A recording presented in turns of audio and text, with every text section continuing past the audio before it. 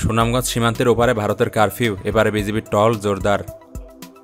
ভারত ও পাকিস্তান সংঘাতের জেরে সুনামগঞ্জ জেলার উত্তরের সীমান্তের ওপারে ভারতের মেঘালয় রাজ্যের 3 জেলায় কারফিউ চলছে।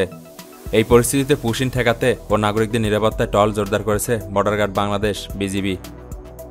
সুনামগঞ্জে বিজিবির 28 ব্যাটালিয়নের আওতাধীন সীমান্ত এলাকায় টহল জোরদারের পাশাপাশি কিছু বিওপিতে বিজিবির সদস্যদের সংখ্যা বাড়ানো হয়েছে।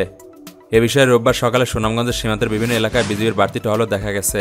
তবে সীমান্তের পরিস্থিতি আগের মতোই স্বাভাবিক আছে বলে জানিয়েছে বিজিবির পক্ষ থেকে।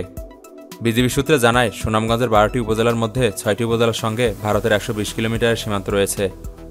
এর মধ্যে মধ্যনগর উপজেলার 7 কিলোমিটার নেত্রকোনা ব্যাটালিয়ন, ছত্রাক ও দেওয়ারবাজার উপজেলার 23 কিলোমিটার সিলেট ব্যাটালিয়নের অন্তর্ভুক্ত। সুনামগঞ্জ জেলার সীমান্তবর্তী এলাকাগুলো অত্যন্ত দুর্গম ও পাহাড়ি এলাকা। কিছু স্থানে কাঁটাতারের বেড়াবিহীন রয়েছে।